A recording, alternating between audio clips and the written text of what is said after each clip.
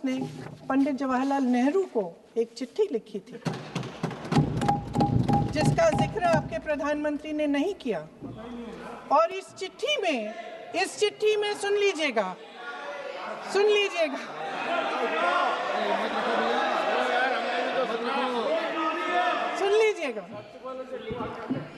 आप नेताजी के लफ्ज नहीं सुनना चाहते? बंगाल का चुनाव आ रहा है।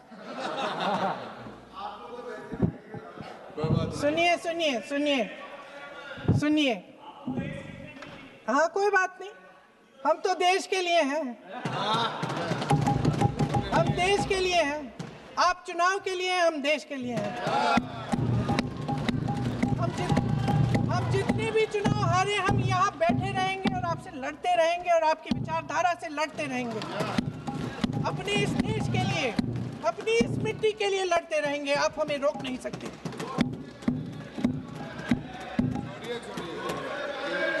सुन लीजिए सुभाष चंद्र बोस जी ने क्या कहा। सुन लीजिए।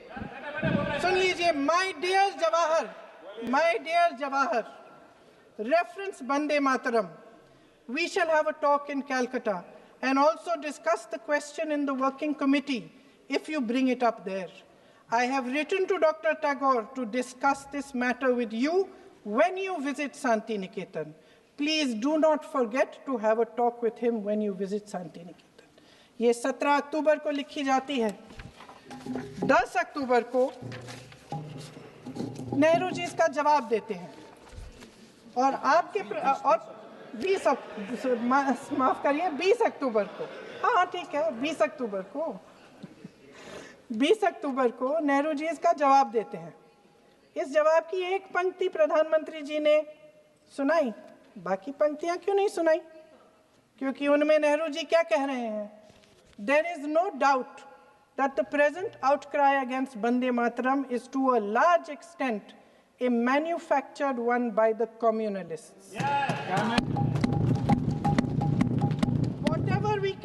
Whatever we do, we cannot pander to communalists' feelings, but to meet real grievances where they exist. I have decided now to reach Calcutta on the 25th morning. This will give me time to see Dr. Tagore as well as other friends. समझ रहे हैं आप? प्रधान चुप है तो समझ ही गए होंगे। फिर क्या होता है? फिर नेहरू जी कलकत्ता जाते हैं और गुरुदेव जी से मिलते हैं और उसके अगले दिन गुरुदेव जी एक चिट्ठी लिखते हैं, जिसमें वो लिखते हैं, अंग्रेजी में चिट्ठी है, उसका एक अंश मैं आपको हिंदी में बता देती हूँ, जिसमें गुरुदेव जी कहते हैं कि जो 2 अंतरे हमेशा गाए जाते थे, उनका महत्व इतना गहरा था कि उस हिस्से को कविता के शेष हिस्से तथा पुस्तक के उन अंशों से अलग करने में उन्हें कोई कठिनाई नहीं थी। उन्होंने ये कहा कि स्वतंत्रता संग्राम में हमेशा से वही 2 अंतरे ही गाए जाते थे और उनको गाते हुए कुर्बानी देने वाले सैकड़ों शहीदों के सम्मान के लिए उन्हें ऐसे ही गाना उचित रहेगा। उन्होंने यह भी कहा कि बाद में जोड़े गए अंतरों का सांप्रदायिक मायना निकाला जा सकता है और उस समय के माहौल में उनका इस्तेमाल अनुचित होगा। इसके बाद 28 अक्टूबर 1937 में कांग्रेस की कार्य समिति ने अपने प्रस्ताव में वंदे मातरम को राष्ट्रगीत घोषित किया। उन्हीं दो अंतरों को कार्य समिति की बैठक में महात्मा गांधी जी, नेताजी सुभाष चंद्र बोस, पंडित नेहरू, आचार्य नरेंद्र देव जी, सरदार पटेल जी, गुरुदेव रविंद्रनाथ टैगोर जी सब मौजूद थे। इस प्रस्ताव के ये सभी महापुरुष इस प्रस्ताव से सहमत थे। आगे क्या होता है ये भी सुना लूं। भारत की आजादी के बाद जब इसी गीत के इन्हीं 2 अंतरों को 1950 में डॉक्टर राजेंद्र प्रसाद जी ने संविधान समिति में भारत का राष्ट्रगीत घोषित किया, तब लगभग यही महापुरुष मौजूद थे। इनके साथ साथ BR अम्बेडकर जी भी सभा में थे और इनके साथ साथ मेरे सत्ता पक्ष के साथियों के नेता श्री श्यामा प्रसाद मुखर्जी भी मौजूद थे। वही दो अंतरे राष्ट्रगीत घोषित किए, किसी ने कोई आपत्ति जारी नहीं की, कोई आपत्ति नहीं जताई। वैसे इन तथ्यों के साथ जुड़ा एक और तथ्य भी है जो मैं यहाँ पे आपके सामने रखना चाहती हूँ। आज हम अपने राष्ट्रगीत पर बहस कर रहे हैं, लेकिन हमारा राष्ट्रगान भी एक कविता का एक अंश ही है, एक लंबी कविता का एक अंश है। और इन दोनों राष्ट्रगीत और राष्ट्रगान के अंश को चुनने में सबसे बड़ी भूमिका गुरुदेव रविंद्रनाथ टैगोर की थी। वंदे मातरम के स्वरूप पर सवाल उठाना, जिसे संविधान सभा ने स्वीकार किया, न सिर्फ उन महापुरुषों का अपमान करना है जिन्होंने अपने महान विवेक से ये निर्णय लिया, मगर एक संविधान विरोधी मंशा को भी उजागर करता है। क्या सत्ता पक्ष के हमारे साथी इतने अहंकारी हो गए हैं कि अपने आप को महात्मा गांधी जी से, रविंद्रनाथ टैगोर जी से, राजेंद्र प्रसाद जी से, बाबा साहब अम्बेडकर जी से, मौलाना आजाद जी से, सरदार पटेल जी से, सुभाष चंद्र बोस जी से बड़ा समझने लग गए हैं? मोदी जी का अपने भाषण में ये कहना कि राष्ट्रगीत को एक विभाजनकारी सोच द्वारा काटा गया, उन सब महापुरुषों का अपमान है जिन्होंने अपना पूरा जीवन इस देश की आज़ादी की लड़ाई में झोंक दिया। वंदे मातरम को विभाजित करने का आरोप लगाकर आप पूरी संविधान सभा पर आरोप लगा रहे हैं, उसके हर एक नेता को दोषी ठहरा रहे हैं। यह हमारी संविधान सभा और हमारे संविधान का खुला वार है। और जहां तक जवाहरलाल नेहरू जी की बात है,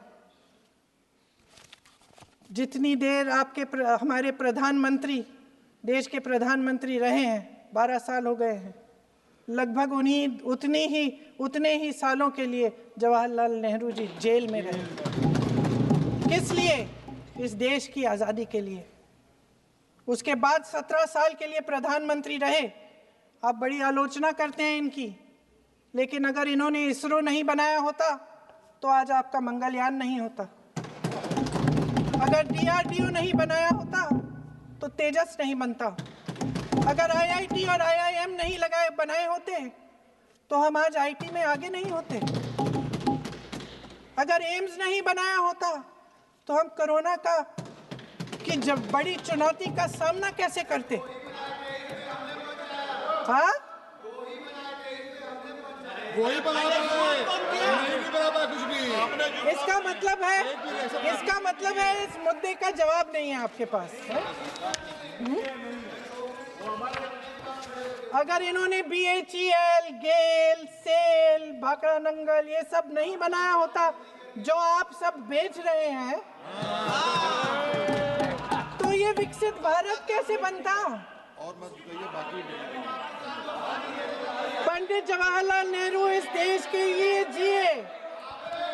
सुन लीजिए, बेच लो यार, और बाकी भी बेच देंगे। पंडित जवाहरलाल नेहरू इस देश के लिए जिए और देश की सेवा करते करते उन्होंने दम तोड़ा।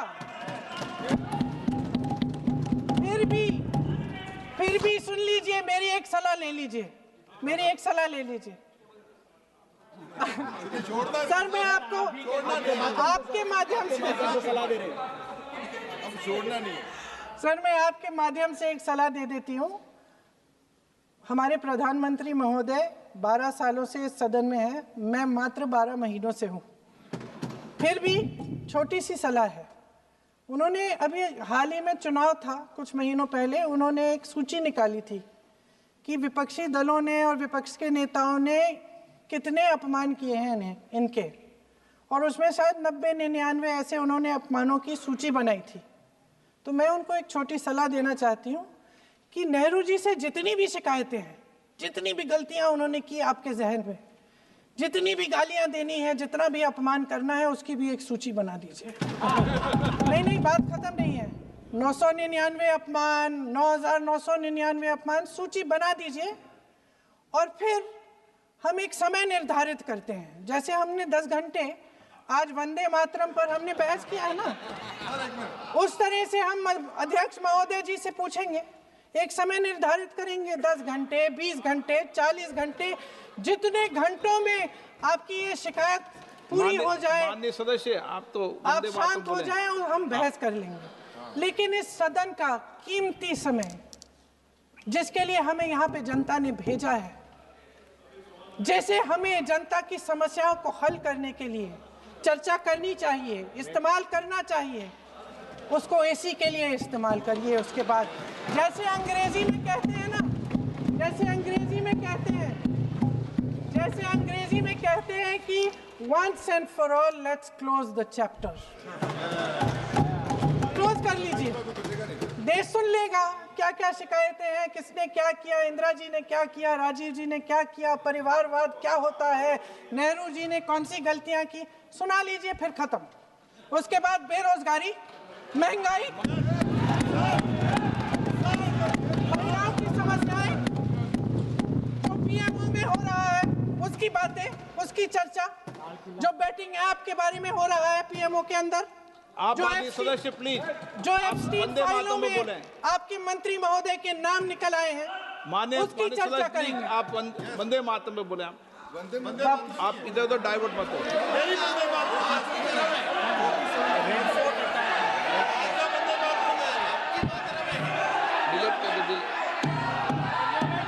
क्या हो गया? आप 1 मिनट, हाँ कर दो। क्या हो गया? अंत में चिड़ी गए।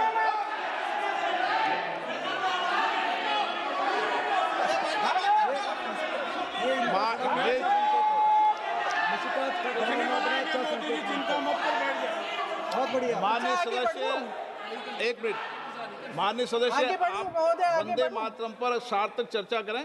ठीक सर, इधर उधर डाइवर्ट बात यही थी सर, संक्षिप्त में बात यही थी, कोई डाइवर्ट नहीं होना हम चाहिए अतीत अपन में को। बातें करते रहते हैं। माननीय सदस्य नहीं, आप बिना तथ्यों के कोई बात नहीं करें। आप वंदे मातरम पे बोले उचित रहेगा।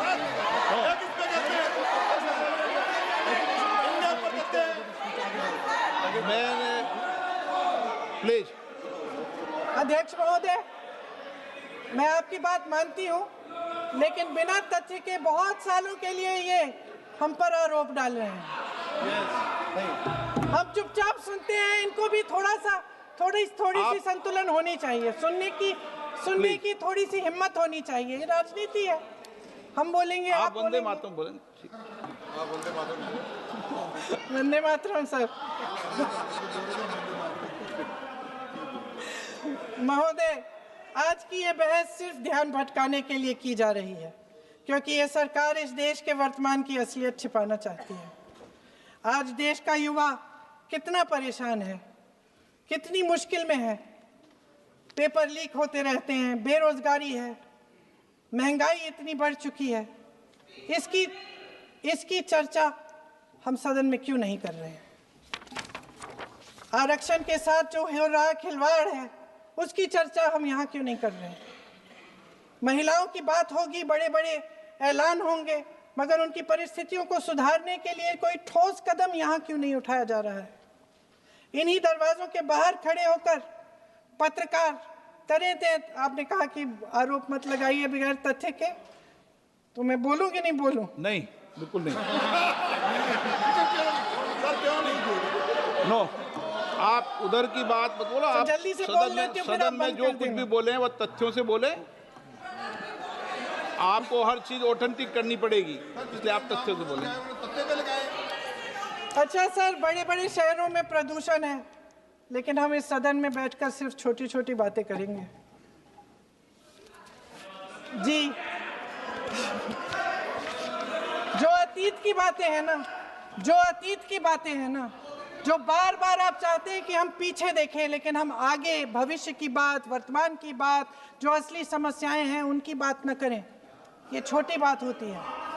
आप में हिम्मत है तो भविष्य की बात करिए, हिम्मत है तो बात करिए कि बेरोजगारी क्यों है, कि पेपर लीक क्यों होते हैं। चेयर को एड्रेस करें आप तो। अच्छा, खत्म कर लेती हूँ, चेयर खत्म के कर एड्रेस लेती करो हूँ। आप। अध्यक्ष महोदय जी, सच्चाई ये है कि इनका शासन दमन का शासन है। इनकी राजनीति दिखावे की राजनीति है, इवेंट मैनेजमेंट की राजनीति है, चुनाव से चुनाव तक राजनीति है, तरह तरह के ध्यान भटकाने वाले मुद्दों की राजनीति है। वंदे मातरम इस देश की उन्हीं उम्मीदों की गुहार है जिन्हें आपका शासन हर रोज ठुकरा रहा है। आज भी सरहद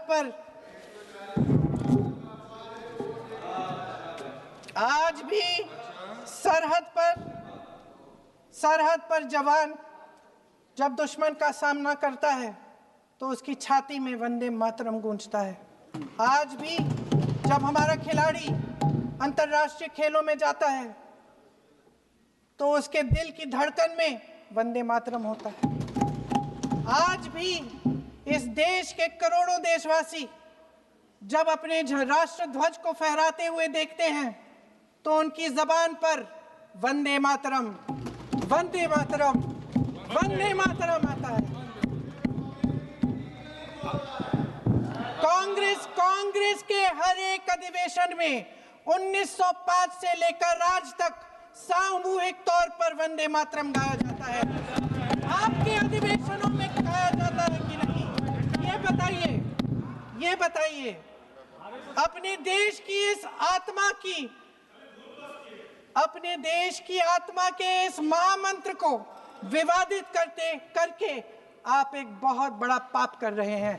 इस पाप में कांग्रेस पार्टी शामिल नहीं होगी। ये राष्ट्रगीत वंदे मातरम हमेशा से हमें प्यारा है, हमेशा से हमारे लिए पवित्र रहा है और हमेशा के लिए हमारे लिए पवित्र रहेगा। धन्यवाद।